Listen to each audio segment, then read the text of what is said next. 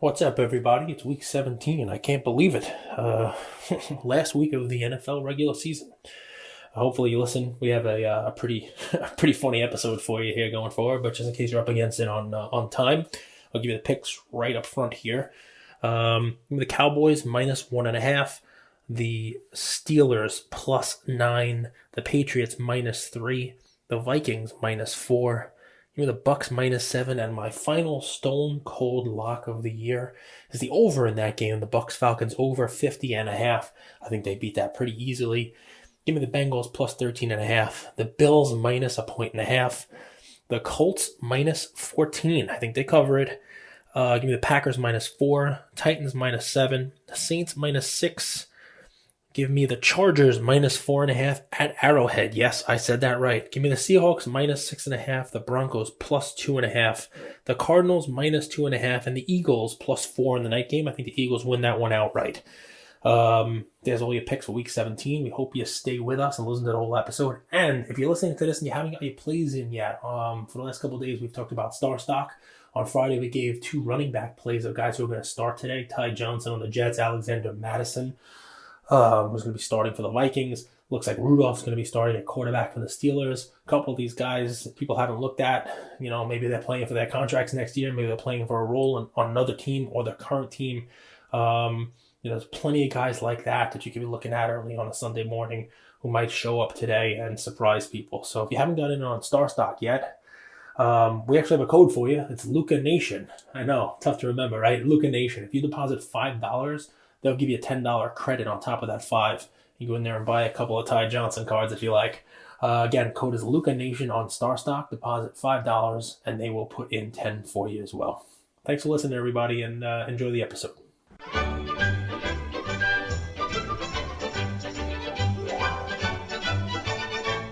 All right, guys. Luca Nation. I'm going to have to wake up this big grizzly bear out of hibernation because he's sleeping. His soda is not kicking in this morning. I think that's because it's layering on top of all of the food in between 6 p.m. and midnight last night. He's in a reclined position, I'll tell you right now. He's absolutely. Welcome back to another episode of Luca's Tigers and Bronzo Mine. Oh, yeah. Hey, did I wake you up a little bit with that intro? Was that monotone for you? Always. So, I don't. It doesn't come on. The light switch doesn't flicker until I hear Lucas, Tigers and Bronze. I gotta have your intro, man. That's it. That is the what do they call it? The clickety clack. Boom, action. You gotta rock and roll. Pavlov's theory. I'm programming you using Pavlov's theory. In 1 or 2 years, you could be. After I say that, you're gonna do whatever I want you to do. It's all part of the master plan. I'm supposed to start drooling now. Is that the deal? That's all Pavlov succeeded in doing. He made dogs drool. So he gets a lot of credit, but all he did was make a dog drool. It's pretty weird. A lot of dogs drool just sitting there. So interesting stuff. Let me tell you, man. I'm excited. I hope. I don't know if you do what I do. I get on like Star Stock and eBay. I watch a lot of cards and stuff. And before we jump into the plays, we gave 2 nights ago. I think it was Friday night. We gave 2 Star Stock plays. We gave Ty Johnson and Alexander Madison, and I've been kind of keeping up on them. And people have woken up this morning and started buying their cards. I see a lot of sales of Ty Johnson this morning. A lot of sales last night of Alex Madison. So I'm not saying that those are all people who were listening to us. I'm hoping the people who are listening to us bought them on Friday and have sold them in the 36 hours since for a lot more than they bought them for. Just a cool way. I do. My play was mellow, and you watched the Hornets, right? You watched the game last night. Yep. He's the only bright spot for that team. I know Terry Rozier put up some numbers, but LaMelo's energy is felt, man. He's always buzzing. He always has those steals, he kind of stays in the play. Yep. His cards this morning, his draft picks cards on Star Stock sold for 75 and 80, where the first one I gave the play, it was 45 and 38. So I'm excited to watch his progress. I think he's going to be the best. It's only a matter of time till he's in the starting lineup, in my opinion. I just don't think Devontae's feeling it this year. And you could talk about that if you want, but something's up. Well, it's the NFL episode. Listen, of course something's up. I mean, this was this was the problem when they drafted. They need a center, and they were really hoping Wiseman fell to 3, and he didn't. He was at 2. I mean, that was their play, and LaMelo Ball was probably not going to be their pick if Wiseman was there. They didn't need a guard. The fragile psyche of the professional athlete is on full display here. Not to mention, in game one, the one center that they had, Cody Zeller, who qualifies as a center only on the Hornets and would not start on any other team in the NBA, breaks his hand. So they already are small. And also, I don't want to give Devontae a pass per se, but he has played a bunch of lineups with tall guards. The next game is against Philly. The way this has worked out, of course, is they have these home and homes. They have these back-to-back games with the same teams. And I mean, Ben Simmons is he's a big guy. You know what I mean? I mean, the guards on Philly are big guards, and overall a big lineup. And a team like the Hornets, they don't match up well against a lot of teams, but they definitely don't match up well against a team like the Sixers, where Embiid can just have his way. Basically, at every position, the Sixers are taller. LaMelo was the only one that had any kind of a height advantage as a 6'8" guard. And the same thing applied. I mean, they beat the Nets, right? Well, Kyrie's a short guard. You know what I mean? Like, it's a lot of it is matchups. A lot of it is, is all the game within the game kind of stuff. But we're not here to talk about basketball. We're not here to talk about Devontae Graham. We're here to talk about the NFL, especially because you know how much I love Devontae Graham. He'll figure it out. And if it's not on this team, he'll figure it out with another team. A 6-man role will be, will probably come for him because, in the beginning of the season, you talk about, hey, you bench maybe Terry Rozier. I mean, Rozier, I think, was 11 for 17 last night, had 7 3-pointers.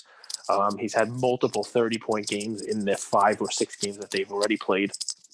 He's averaging nearly 30, 20-something, 24, whatever it is. And I don't think you could bench him. He's playing off the ball better. I will say this. I think Graham is still in the top, even with LaMelo taking some of his minutes. I think Graham is still in the top 10 in the league in assists. He had a horrible game last night. Did you know he had 9 assists? I think he was fourth and whenever last night. He's had two 10-assist games, a 9-assist game. So he's definitely still distributing the ball. I think that is a lot of it. I mean, there's a lot of players on the team. We talked about this before the season started. Gordon Hayward being added and getting 18 points a game. LaMelo being added. He's, I think, not looking for his shot. And what winds up happening is the shots that he's taking are not good shots. I think he's just, all right, I'm last option, or the clock's winding down, I'll take my shot, and he's not hitting. I don't think that they are running sets per se for him to shoot. And he seems to be looking pass first, shoot second, which is never a good way to be. You got to be aggressive. You got to be looking for your shot. And last year he was aggressive only because nobody else was scoring. You know what I mean? Right. He was literally their only option. So it's a different thing. But anyway. Well, you're right. So guys, as the host, that's my responsibility. I just got caged off on a tangent on the Hornets. I apologize. I thought we were talking star stock and but Alexander Madison. Let's talk about him. People are already buying his cards. Yeah, what other cards or what other players or do you see going into NFL Sunday Week 17? There might be potential looks for star stock. Is there anyone that's top of mind? Yeah, so football's an interesting one for today, right? Because you have the I'll call a star stock almost like the stock market, right? And nobody wants to hold into a long weekend. That's one of those Wall Street sayings, right? When you have Monday off, people don't want to hold on Friday. You see a lot of selling on Friday afternoon on a holiday weekend, whether it's like Martin Luther King weekend or whatever it is. When you have Monday off, people don't like to hold. So it's weird because it's one of those long weekends, right? Because it's week 17. This is it, right? So for a lot of people playing today on non-playoff teams, it's that long weekend. Winter is coming. I mean, it's one of those scenarios where, people might not want to hold in their portfolio cards of guys who are not going to be, playing for a while. So, my star stock today, this morning, are for guys who are going to get an opportunity to play that might bolster their value going forward. People who would not otherwise get a chance to play. You're talking about backup quarterbacks like somebody like Mason Rudolph, who's going to be playing, right? You're talking about teams that are not really going to be playing the starters, the Chiefs, they're not going to be playing their starters. You might get a look at somebody on a team like that where they wouldn't otherwise get a chance to shine. We were talking about Ty Johnson, who's the rookie for the Jets. He's gonna get a shot to run today. And the flip side to look at it though is because it's a long weekend, because it's week 17 and it's over. You might find people who are trying to exit their position on football cards and just get out and take whatever they want, whatever they can get. So what I'm doing today on Star Stock is I'm finding guys who are not going to be in the playoffs, guys whose teams are good, not going to be in the playoffs, but I might want to hold for long term in there. And this is not just today. This is a today and the next week or 2 week thing. And it's anyone. It's anyone from the top dog of like Justin Herbert, who after today is not going to be playing, right? I mean, that's it. You're not going to see any Justin Herbert action for months because the season's over, to other top players on team. Jalen Hurts. I think Hurts, he's going to end the season well. I mean, we'll get into it today. I mean, the Eagles are an underdog, but I think I think they're going to beat Washington today. Even as I think they're a 4-point underdog. I think they're going to win. I think he's going to end the season pretty good, and I think he's going to have some hype going into next season on him. That's another play. People are going to look to try to cash out on some of these things. So, Star Stock fun. I'm trying to think of like a team that's going to miss the playoffs. It's tough today because there are so many teams that still are in it. You know what I mean? And we'll get through that as we get into it. There are so many teams that still have a chance to play, still have a chance to to actually make it into the playoffs. Who catches my attention as we dig into the slate? And you could start with this game, and I'm not saying buy Mitch Trubisky, but I think a player like Mitch Trubisky, who, if he wins, if he performs well against a team that's resting a lot of their starters and gets in the playoffs, do you see his cards pop, right? So it's a good one for many, many reasons. One, he's at such a discount to like Mahomes. Obviously, Mahomes is the measuring stick, but two, you're buying him with the shot that he wins today and makes the playoffs. So you're buying somebody who's got it's a low entry point, but there is a potential significant upside if his team happens to sneak into the playoffs. Exactly. With limited downside as well, right? Because people know what to expect. He's already kind of back on the come up. So that's my only 2 cents. Do you want to talk about that? It's a really tough week to cap games. It's a really tough week of the cap games.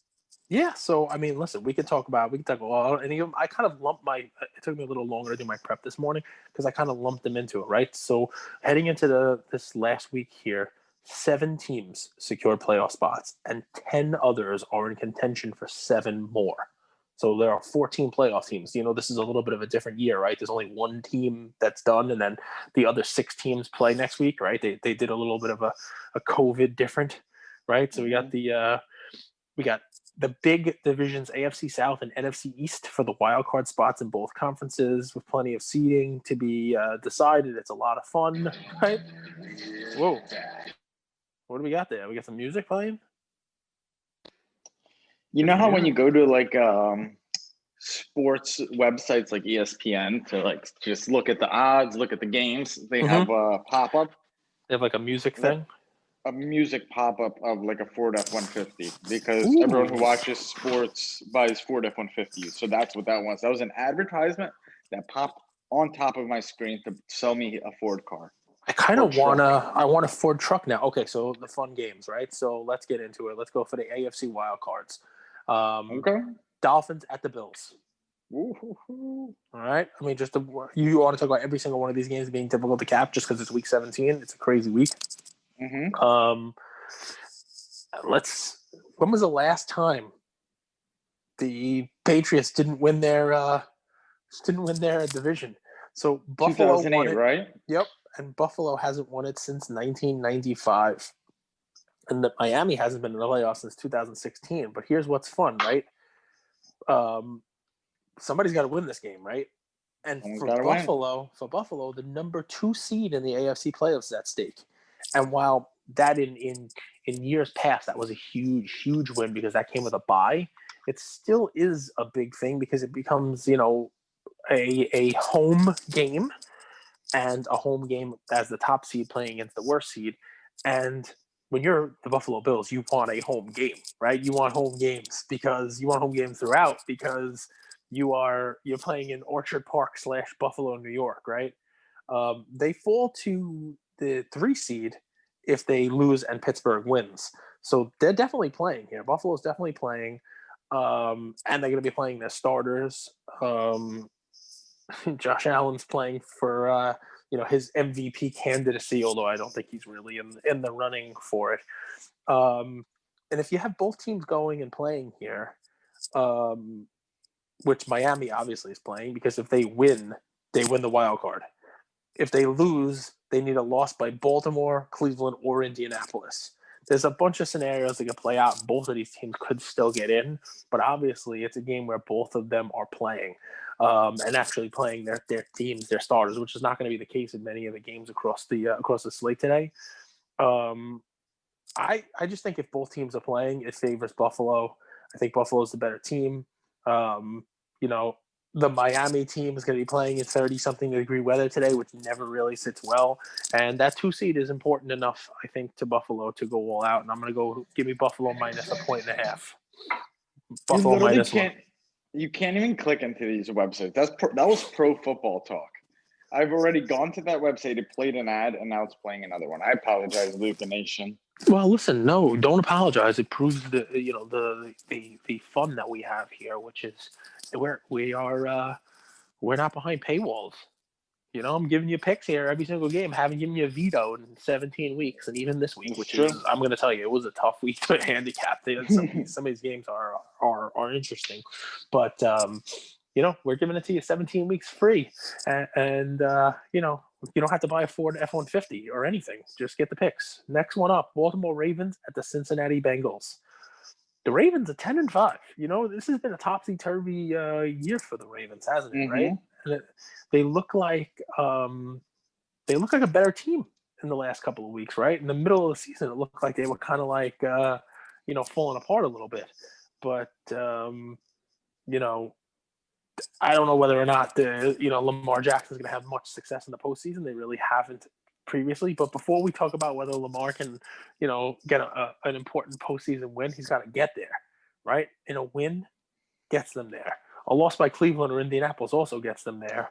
But they have to win today. I mean, they this is one of those win and you're in scenarios. So I'd like to say that the Ravens are going to win. But do you know what the spread is in this game? 13. Yeah, man. It's right now 13 and a half. Points. 13.5 on your on the one you told me to utilize. Mm-hmm. It was 13, but now it's 13 and a half. And while the Bengals are 4-10-1, they've won 2 games here. They beat Pittsburgh and they beat Houston. And obviously the Ravens are a better team, but I just there are so many ways for this game to stay inside that 13 and a half number, whether it's the Ravens ahead and then pulling Lamar Jackson because they are, they know they're going to win the game in the fourth quarter.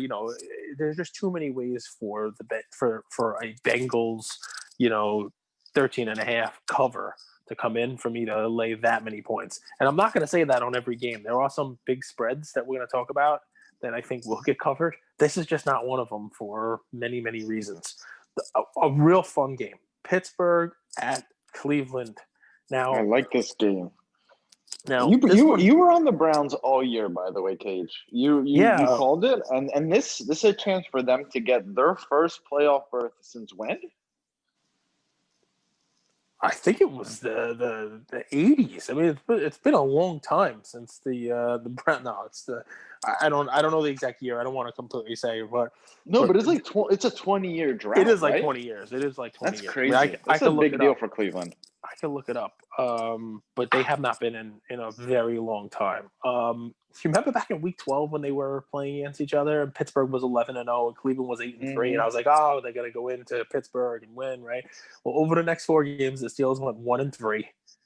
Could have been 0-4 if not for that huge comeback last week, and the Browns went 2-2, losing to the Jets. I mean, it's just been a crazy season like that, right? I mean, Week 12, which doesn't seem that long ago, and it's really not that long ago. These were 2, powerhouses. They've really kind of come back to earth since.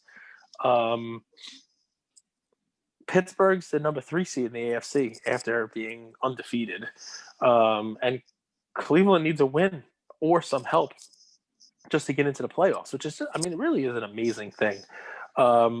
Here's the difference. Because the Steelers would need both a win in their game and a loss by Buffalo to overtake the Bills and improve their seed from the 3 to the 2. Mason Rudolph is starting. Ben Roethlisberger is not, which most likely means, although it really hasn't been completely announced yet, that you're not going to see half of the Steelers' offense. You know, You're not going to see Juju. You're not going to see Claypool. They're going to be limited or sit out or whatever it may be.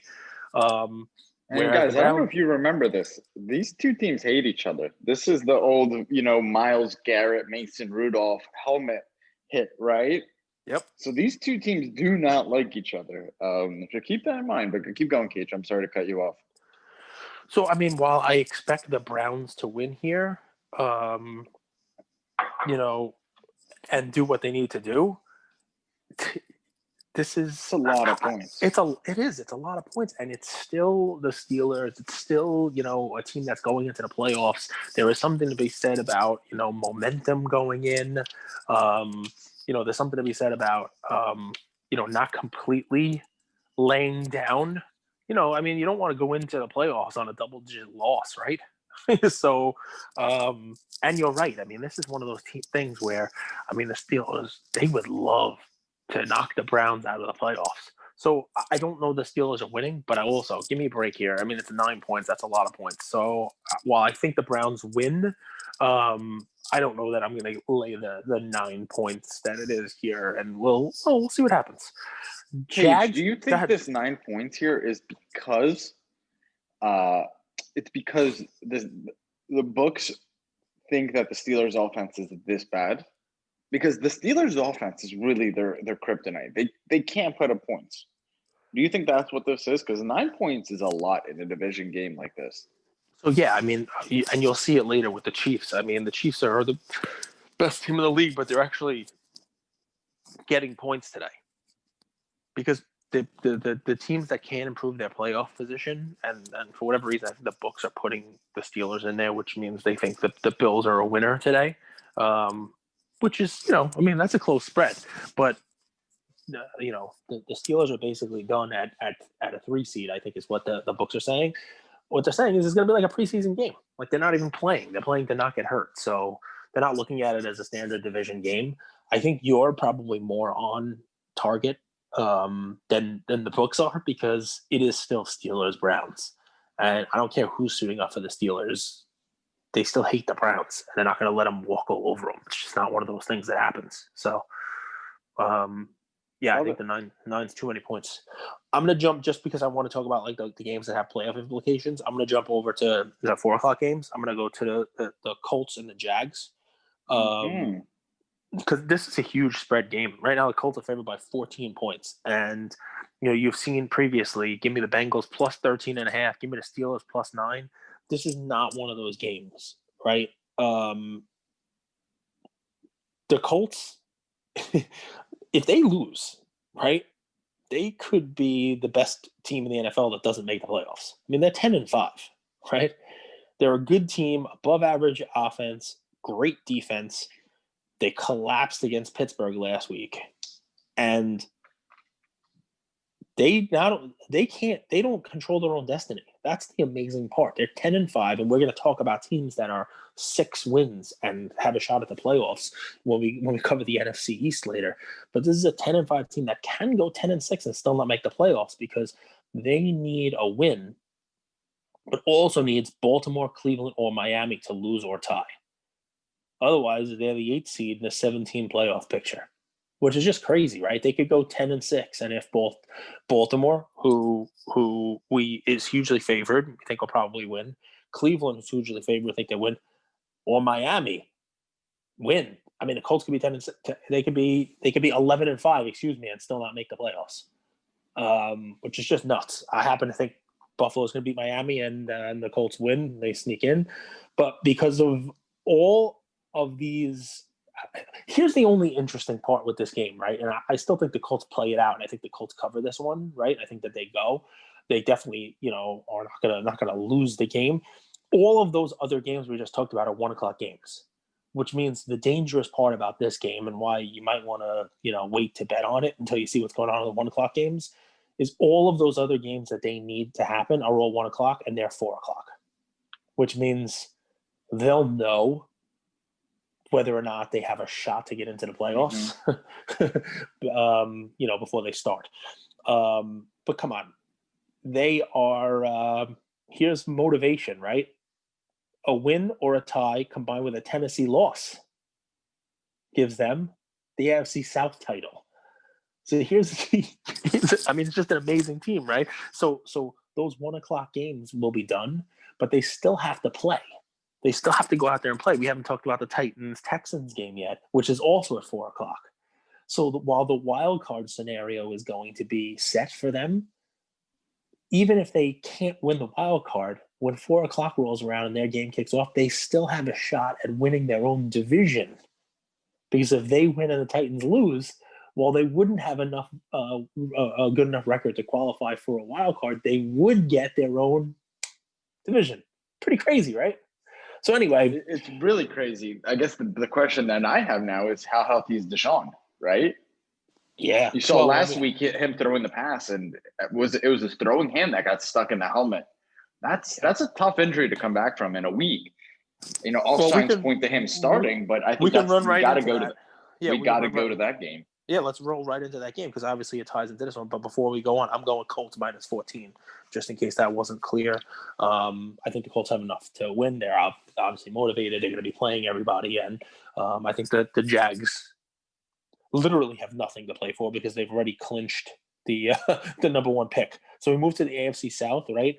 The Titans could have clinched the AFC South with win over Green Bay, but they just got beat up, right? I mean, Green Bay, they really put a beating on them last week, and that leaves Tennessee with an outside chance of missing the playoffs entirely. They're sitting in pretty much the similar scenario as what the Colts are.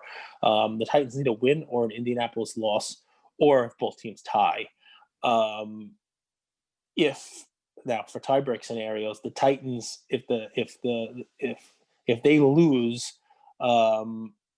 they could still get a wild card if Baltimore or Miami loses in tiebreak scenarios, right? So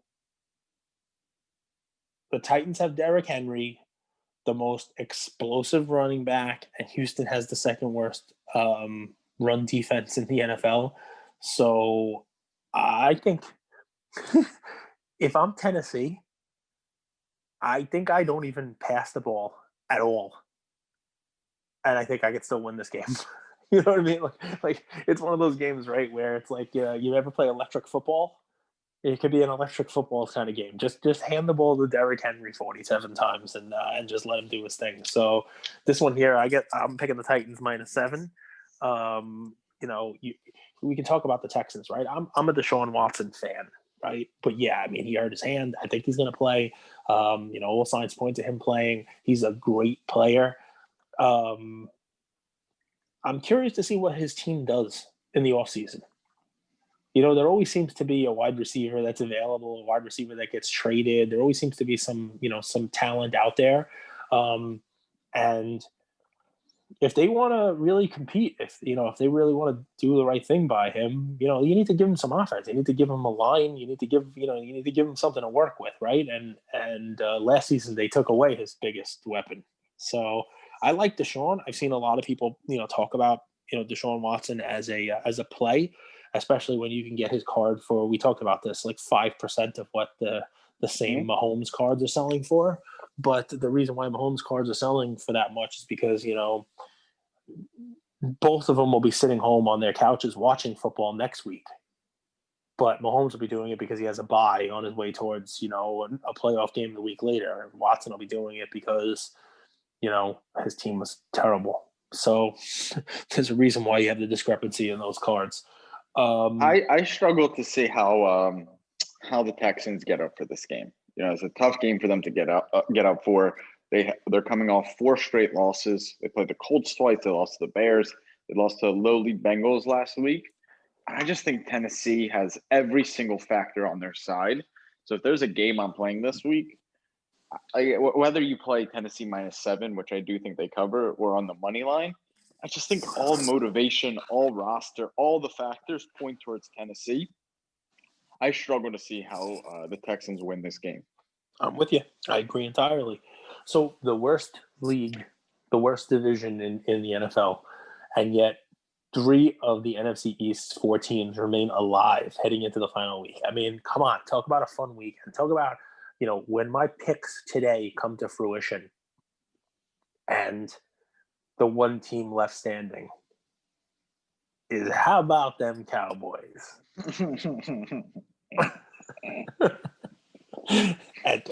You're putting your faith in Andy Dalton, it's gonna be fun. So we got the Cowboys at the Giants today, and we got the footballers. Is that what we call them? The Washington football team minus a 1.5.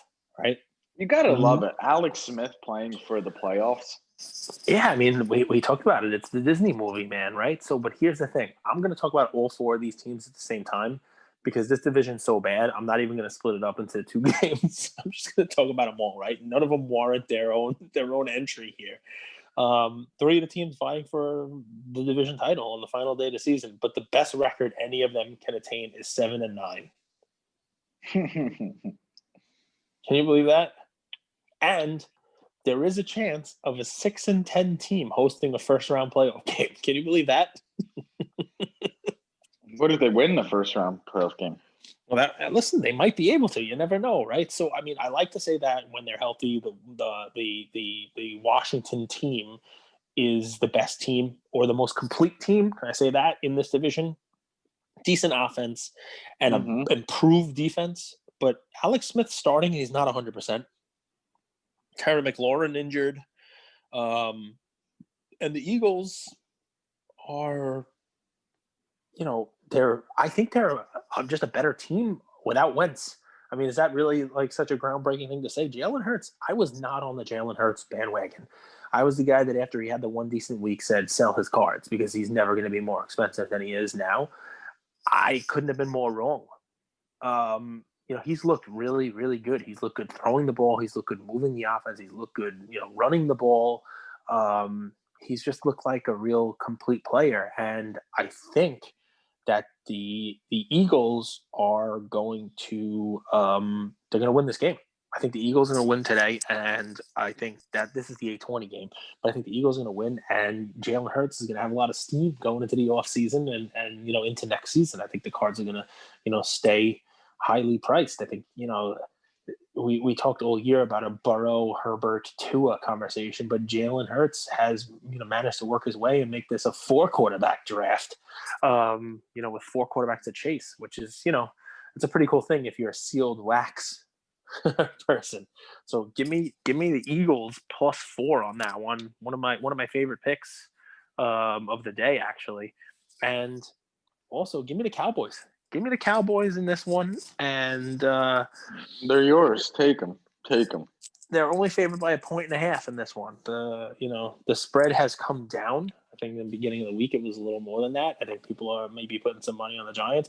What about the Giants tells you that they're going to win today? Is it the talents of Wayne Gallman? It's their body language. It's their charisma. No, I'm just kidding. I nothing really is pointing to that direction. I also think Daniel Jones is a massive disappointment. I would have stayed with Colt McCoy. Call me crazy. Well, you said that, and I'll give you consistency on it, right? Because at least you've said it the entire time. You said that you think McCoy is it gives him a better shot of winning. But I think today, I think this division goes down with the Eagles winning. The only team that has no shot of actually making the playoffs, but they can play spoiler, and the Cowboys winning, and then you have a 7-9, not a 10-6, but a 7-9 division winning Cowboys, and me doing a little dance because I called that. I called it. I can't believe, by the way, the way that how bad the Cowboys have been this year. That here we are in week 17 with me having a chance to still be right. So we're gonna post a video later tonight, Jordan. We'll clip that was in the NFL season preview, right, Cage? Yep, yeah, episode 55. We're up to 180, I think. And then, so it's that sound overlap with you doing the truffle shuffle. Is that right? That's the dance. That's it. We're gonna do the trouble, chunk. Do it.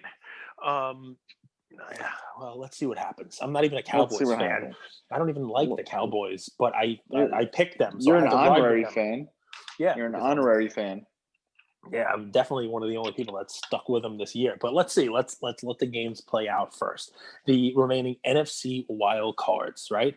Tampa Bay clinched one of the 3 wild card spots, but the fight for the others has come down to Chicago, Arizona, and Los Angeles. So let's talk about the Packers at the Bears. So what do you think about this one, man? What do you think about the Packers -4 at the Bears? I think Rodgers is playing for his MVP today. And the Packers being able to secure a first-round bye in the playoffs with a win. Obviously, Packers are going out there to play. Chicago's playing too because a loss could eliminate them from the playoffs. I don't think Come the on. Bears inspire a ton of confidence. So No. I know they're on a 3-game winning streak, but let me read you the 3 games they won. It was against the Texans, the Vikings, and the Jaguars. Yep. I mean, those 3 teams are combined, what, 30% win percentage off the top of my head. Yep. They don't inspire confidence. Every time you think the Bears are going to do something, they don't. I just don't see how you could put your money on the Bears. And I love the Packers money line here. It would be a fun way to tease the Titans game too. Tease Titans money line, Packers money line. I think it's a perfect tease. You know what? The last 24 times Rodgers has played against Chicago, he's 19-5, and he's won 7 of his last 8 starts against them. And he just loves beating the Bears. It doesn't matter that it's at Soldier Field. You know, Rodgers plays in whatever kind of weather there is, and he excels at it. So you're right, Agreed. teasing this one down to, basically the Pack winning this one. I'm going with the Pack because right now the spread is only 4. The Pack -4. So I'm going to take it. Give me the Pack. Give me Pack -4. Another NFC game with potential playoff implications. Give me the Cardinals at the Rams. Another 4:00 game. Right? Doesn't really matter.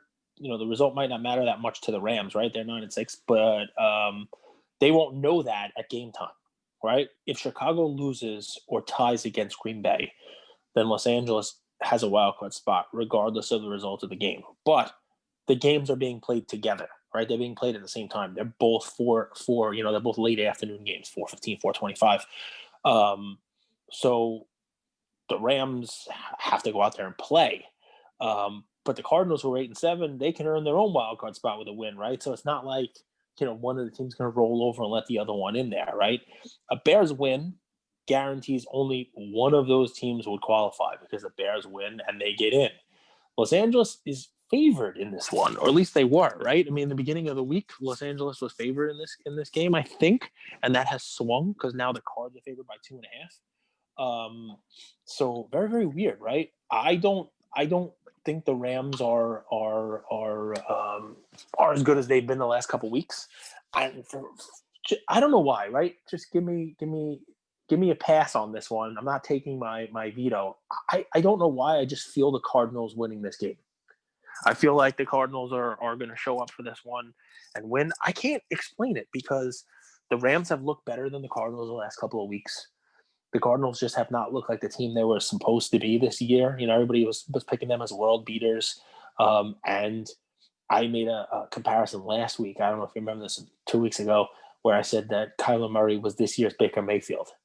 And man, there were a lot of people who came after me in the DMs because there's a lot of money invested in Kyler Murray.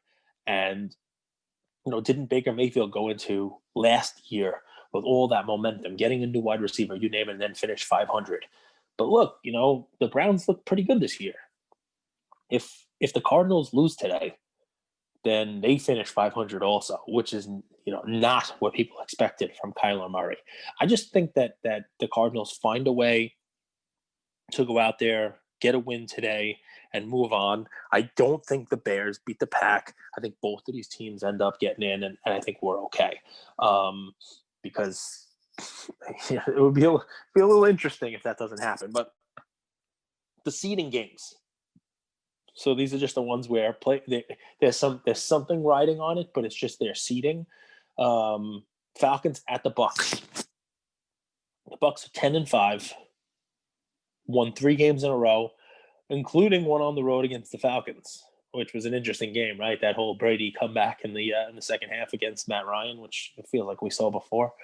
Can you believe what they're playing for? They can secure the number 5 seed in the NFC. This is a team. I mean, I think they could surprise people in the playoffs here. I think they're better than what we think, right? Bruce Arians came out this week and said they're playing to win, and they're playing for pride. You name it. Brady has set his the franchise record in Tampa Bay with 36 touchdowns. And he's also playing for extending his lead over Drew Brees, which, believe it or not, is probably the thing he cares more about this year than anything else. Brady has now. You remember in the beginning of this year where they were kind of going back and forth, and they played against each other, and then Brees had a good game, and Brees kind of pulled ahead. Well, then Brees got injured, right? So Brady now has a 9 touchdown lead, and he can pad it today. I mean, he can go ahead and go ahead out there. Atlanta, we've talked about them the whole time. They're better than their record indicates, and I kind of seesawed on this one. I think the Bucks are a better team. I think the Bucks go out there, hit the gas pedal, and I think that they're looking to pad stats and play and get some momentum because they know they're playing next week.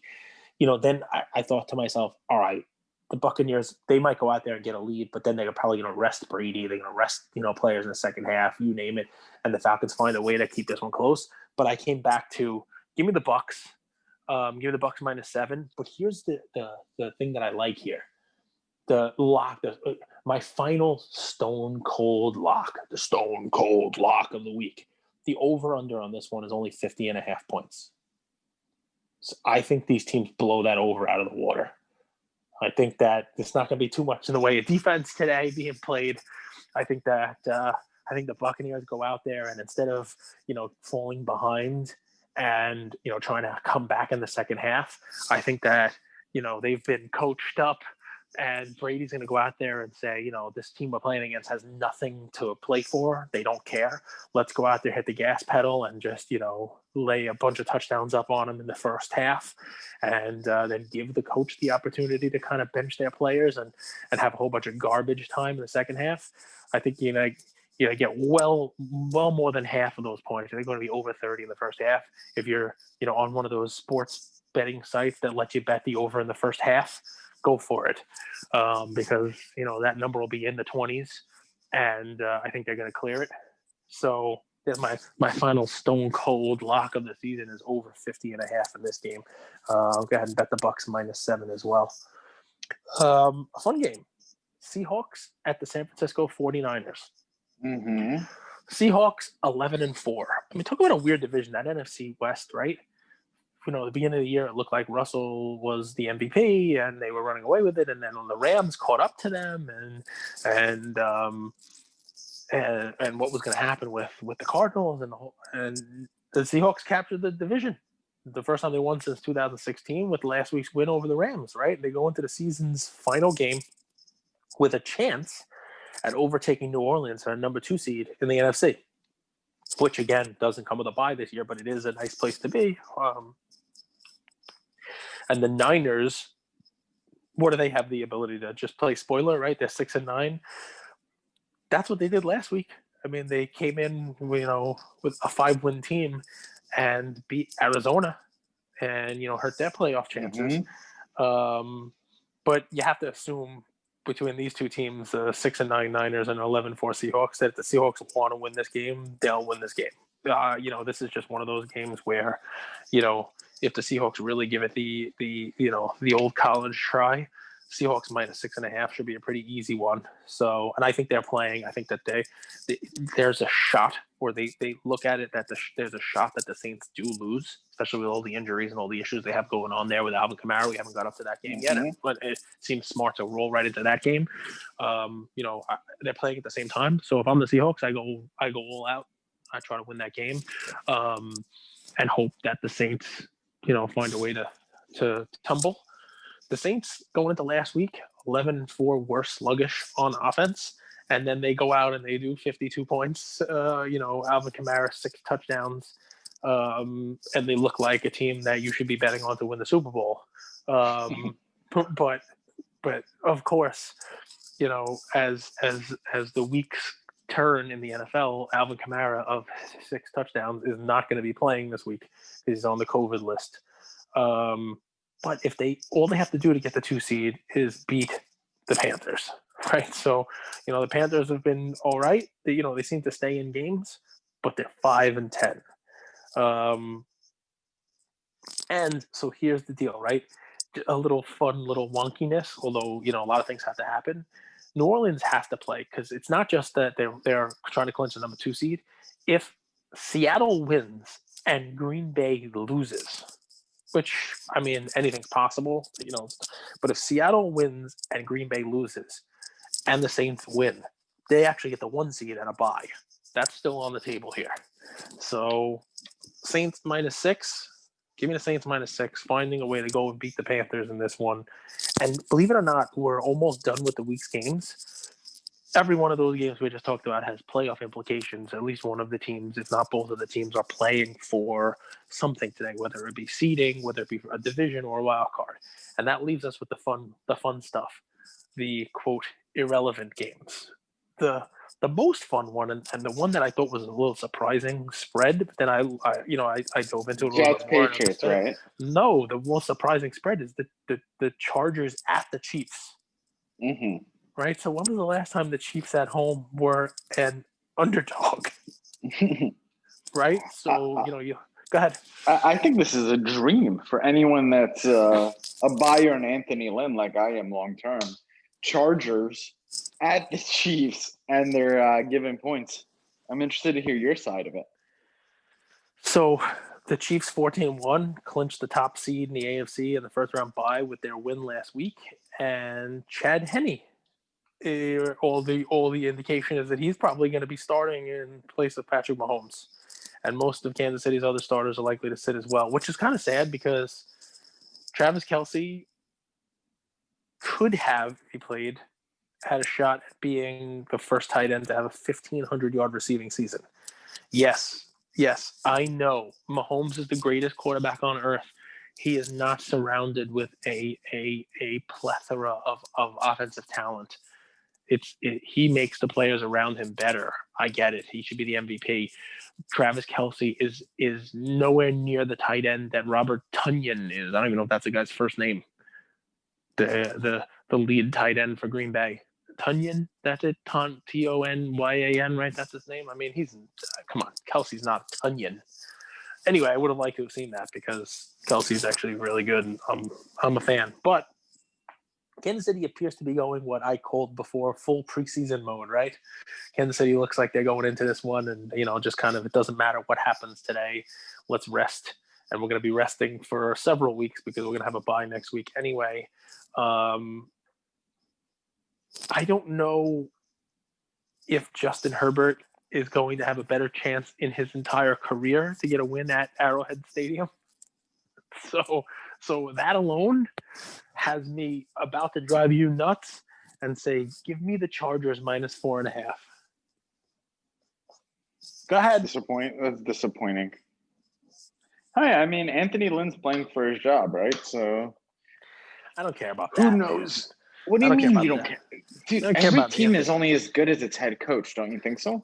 Yeah, I mean, listen, I think even at 7-9, I think I'd fire him because I think he's just terrible. But that's not it. I think it's just, the vast majority of the Chiefs players who are going to be out there playing today are people who haven't even seen the field all year. That's kind of what it comes down to, right? I mean, Reed's a better coach. The Chiefs are a better team. And, all things being equal, this is never a game where you would pick the Chargers, but the Chargers have some momentum. The Chargers are playing, this is a quote unquote pride game for them. You have Herbert going out there trying to pad the rookie quarterback record for himself with the most touchdowns thrown by a rookie quarterback. And, there are those games within a game where, the Chiefs, I mean, I don't know where scoring is going to come from, whereas the Chargers are going to play this like it's their Super Bowl, right? So to me, It has really nothing to do with Anthony Lynn, and just that we have one team that's motivated to play and another team that's playing their third string. So I think you're going to get a lot of people putting money on the Chiefs, and that's why the spread is not even worse than this, because I don't think the Chiefs really put up much of a fight. Vikings at the Lions. Okay. So the Vikings started off pretty poorly. Had they won a game or two there in those close matchups in the first couple of weeks, they might be in the hunt for a wild card spot. They have a pretty fun offense and a defense that's so bad that it doesn't matter how much they score on offense. The Lions are 5-10, which means the Vikings actually have more wins than them.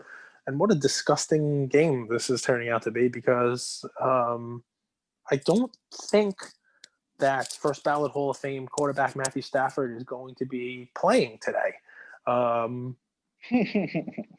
So what are we watching this game for? Could it be is Adam Thielen going to have 132 yards to give him another 1,000-yard season? You know what? This is a game where the Vikings are favored by 4. I think they cover that. I think they cover it easily. And we talked about Alexander Madison, who sounds like it's M-A-T-T. I'm saying it like a D. It sounds like, some of our forefathers got together and created a fake name for an NFL running back. I think he's going to have a good game today. He's no Dalvin Cook, but I think he goes out there and puts up some numbers. 2 games left, and have I left the garbage games for the end? This is what happens when you start with the relevant games and roll into the irrelevant ones. Raiders at the Broncos. At the beginning of this year, I'm 99% sure that in my preview episode, I said that the Broncos would be the worst team in this division and finish 6-10. Well, they're 5-10. The Raiders are 7-8. Both of them looked relevant at certain points during the year, but come on. The Chiefs are going to dominate this division for a long time to come, and what we've seen out of Justin Herbert and the Chargers looks like they got a little promising future, which means both of these teams are going to be basically middle-of-the-road franchises for the next decade. And anyone who's a fan of the Raiders or the Broncos, like myself, don't expect anything fun for the next couple of years. So why don't I just start that kick in the nuts for me as a Raider fan today and pick the Broncos plus 2.5 points to fulfill my prophecy from the beginning of the year as the Broncos go 6-10. The Raiders just don't have it. I don't know what the story is with them. I mean, they, for the second straight year, they're going to start off hot, look like a potential playoff team, and then just really fizzle down the stretch. I don't know what it is. I don't know whether or not Gruden is just not a coach for today's game. Maybe the game has passed him by and he has not. Maybe he's not evolved. Maybe Derek Carr is just good enough to be good enough, and is not the quarterback to take this team further. I honestly don't know what the story is, but I do know this: they need a defense, and for some reason, I just see the Broncos putting up some points on them today and doing enough to to win at home. The Raiders are not playing for anything, and it looks like both of these teams can't wait to finish this season out and hit the golf course. Give me the Broncos at home getting points, and that leaves us with our final game here. Final game: the Jets at the Patriots. You saved the best for last, huh? The only sad thing about this one. This is fun. This is going to be a cool game. And I'm not being sarcastic. The only sad thing about this one is that the NFL fan, I hope he plays again somewhere else because he actually had a pretty good year. But the NFL fan doesn't get to see one more game of Frank Gore as the lead running back, which, Adam Gase, for some reason, I guess he knew his team was going to be terrible and only have a couple of wins. He actually gave Frank Gore a good run this year. I mean, and very unceremoniously, Frank Gore became the third running back ever in NFL history to pass 16,000 yards rushing for their career. I mean, it's pretty impressive. So anyway, I don't know where he plays next year, if anywhere, or if we've seen the last of him. But let's take a little second to be one of the only people that acknowledge the fact that Frank Gore, has had one hell of a career. So who steps into his place? We talked about this. A kid named Ty Johnson, who played one game already for the Jets as their lead running back when they played against the Raiders, and he had over 100 yards rushing. So if you haven't jumped on Star Stock yet, get on there and grab this kid's cards because, by the second quarter, when he's out there, and he has 80 yards already in the second quarter, people are going to be on Star Stock looking for his card, and you will already own it. Jets are 2-13. The Patriots are 6-9. Both pretty irrelevant. The Patriots team, they're actually playing for something, and that's they're auditioning for their next team, because this team is going to be one that goes through one of probably the bigger overhauls in the offseason than anyone, right? What's the coolest thing that could happen in this game? Cam Newton steamrolls Adam Gase at middle linebacker. That would be pretty awesome, right? I mean, he's been horrible passing, right? But he's got how many rushing touchdowns this year? Was he at 12, I think? I think he's got 12. I'll I think check he has for 12. I'm pretty sure he has 12. He has 12, which I think he tied their franchise record. He has 5 throwing touchdowns, 10 interceptions. So I don't know if that's good or not. That's not the worst. I've seen worse. He has 12 rushing touchdowns. You're absolutely right, Cage. So do you know what the record is? It's 14. For a quarterback? Yeah, it's 14. Really? Yep. So I just think the Patriots say we have nothing else to play for. And Cam Newton, he only plays for himself anyway. So I think even if Bill Belichick at the goal line calls a handoff, I think Cam Newton keeps it to go for that whole record. So, yeah, I mean, pencil me in for at least 2 rushing touchdowns by Cam Newton. And give me the Patriots -3. That's there's your final. You guys can pencil me in for this game not having 2 touchdowns total. You said that last week. You said the Jets weren't going to score a touchdown too, and they scored a couple. Yeah, touchdowns. I've been really wrong on that, but you know what they say: when you're wrong, just double down, right? When you're wrong, you're really, really wrong. So listen, it's a fun one. We want to get our picks out there, but I'm going to put you on the spot for a second because for 17 weeks, I've made every single pick, and I have not taken a veto on any of these. Although some of these games should have definitely had vetoes on them. Tell me, I'm going to ask you, it's one question with 2 parts, right? Tell me what has been the biggest surprise for you this season, whether it's a player, a team, you name it, and tell me what's something that has been spot on for you, something that you kind of predicted or you envisioned would go this way in the NFL this year, and it kind of came down the way that you thought it was going to be. Well, I could not have been more right about Tua.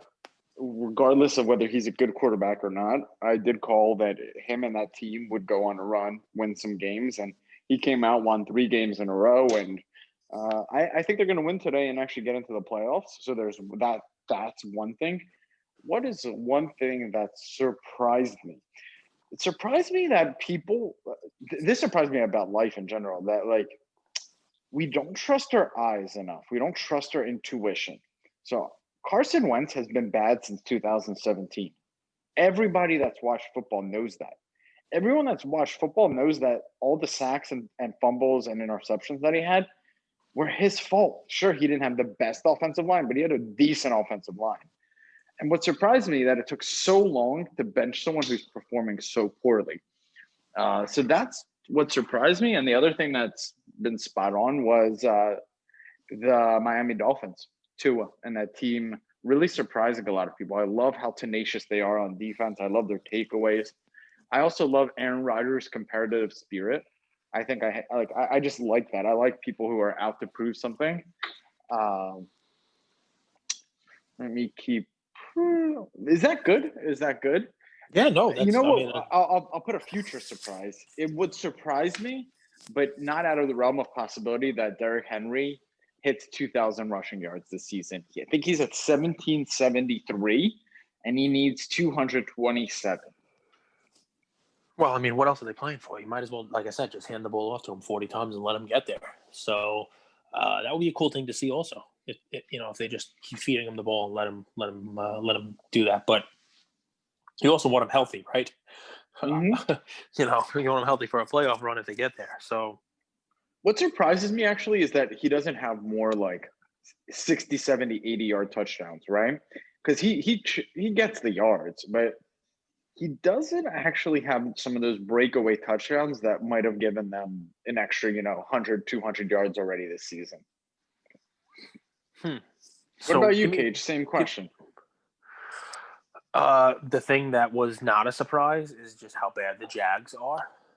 I think I picked them to be the worst team in the league, and they came out as the worst team in the league. I think I had them winning 3 games, though, and being the worst team in the league, and they couldn't even muster that much. So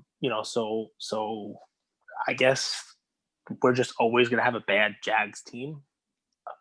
That's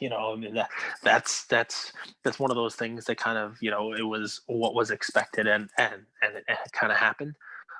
What surprised me? I'm surprised at how bad the NFC East was. That no matter what, none of those teams could grab a hold of that division, and do something with it, right? I mean, I know I picked the Cowboys to win it, and I still think that's going to happen. Leads me to believe that if Dak, I know you hate Dak, but if he was healthy, the Cowboys would have already had this division clinched. Maybe not a 10-6, but I think that they would have had this thing clinched. I mean, you have some teams in there with some real history, and you're looking at a potential 6-10 at 7-9 playoff team here, hosting a home game. It's kind of ugly. And that's pretty surprising, because that was not the division that I thought was going to be the worst division in football. I was a little surprised by the regression of Kyler Murray, let's call it, the inconsistency of him, maybe. I thought he came into the season with a lot of hype, and had deserved that hype, and earned that hype. Curious to see what happens with him year 3. Let's see what else as far as these teams go. That was kind of like a spot on or a surprise. I know you like Tua. Tua, to me, does not look like a world-beating NFL quarterback. I'm curious to see what happens with him. I know he was, obviously a high pick.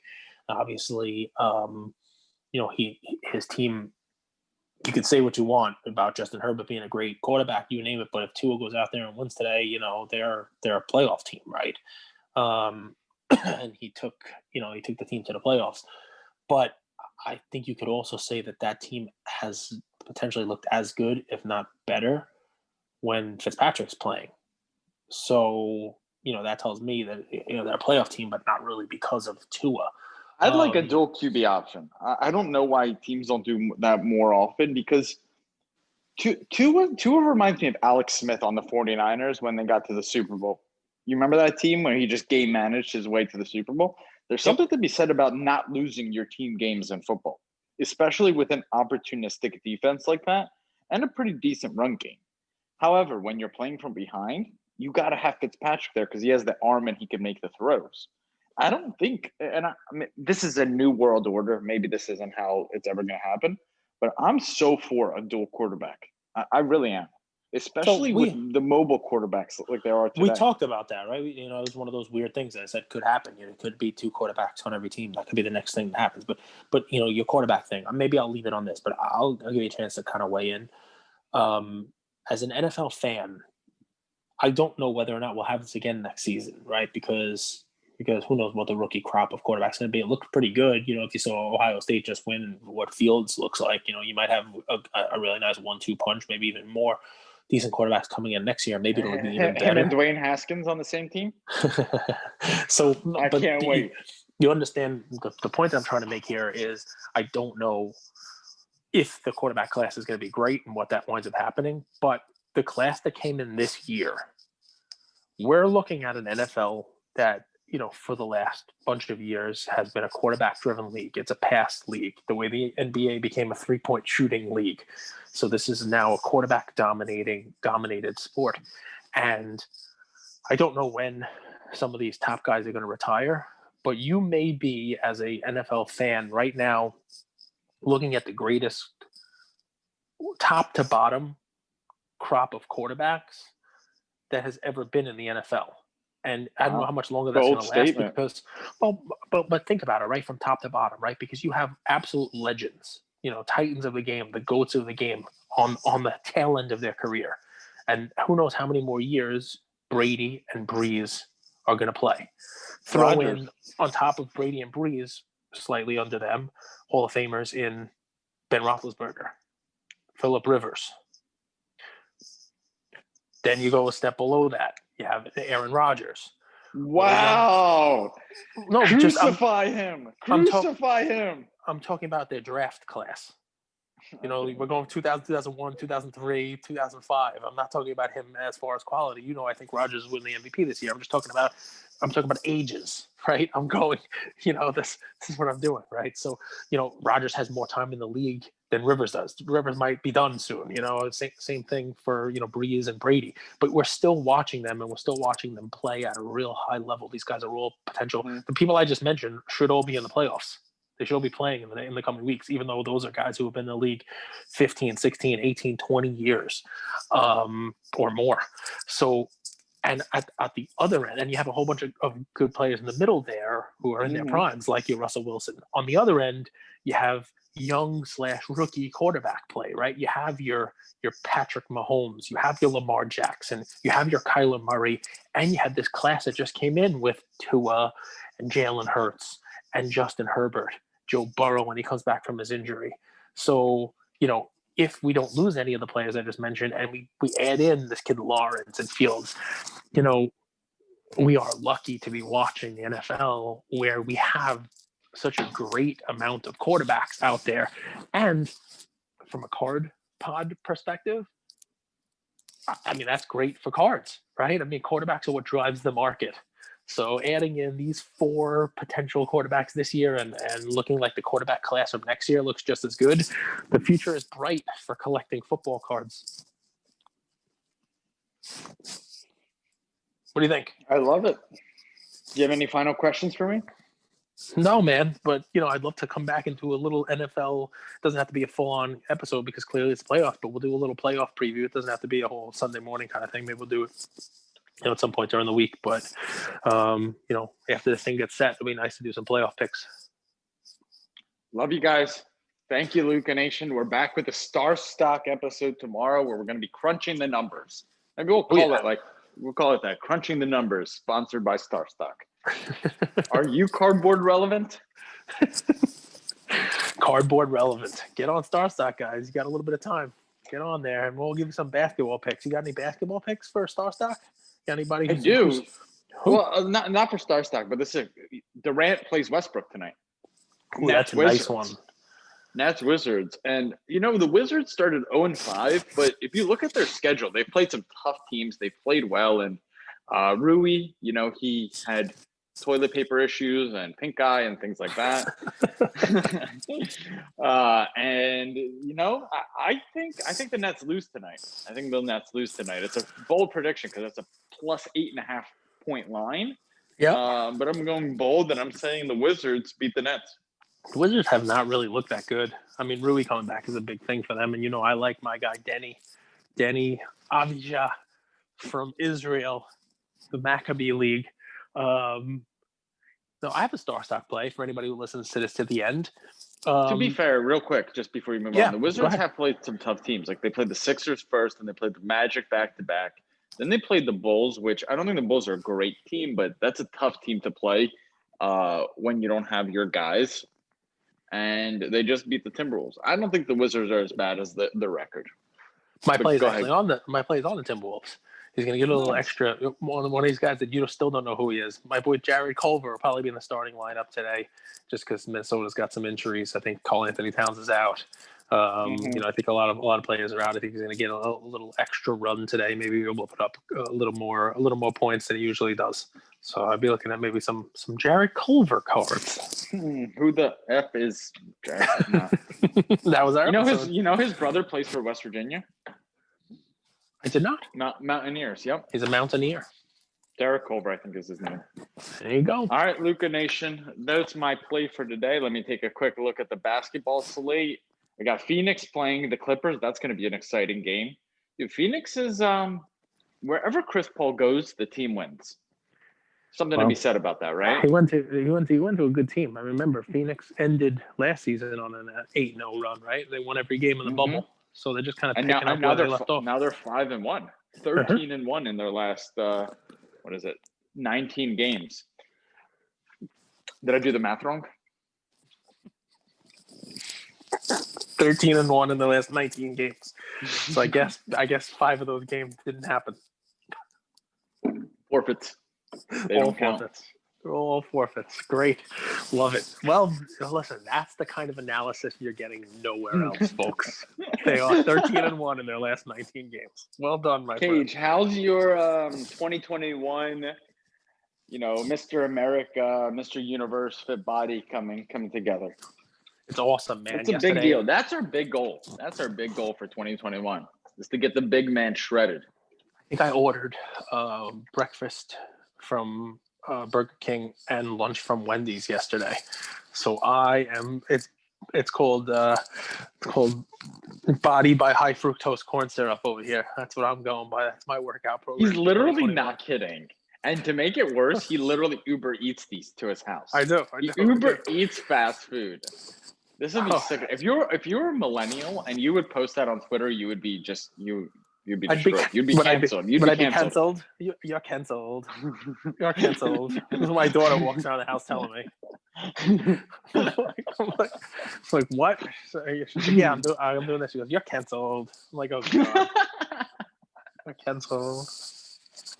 Gotta love it. She needs to create a GIF out of that.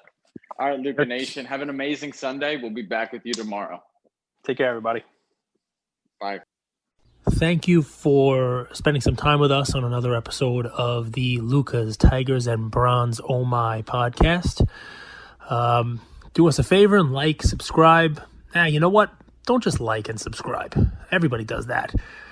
If you like us, tell your friends, tell your neighbors, tell your enemies, tell everybody.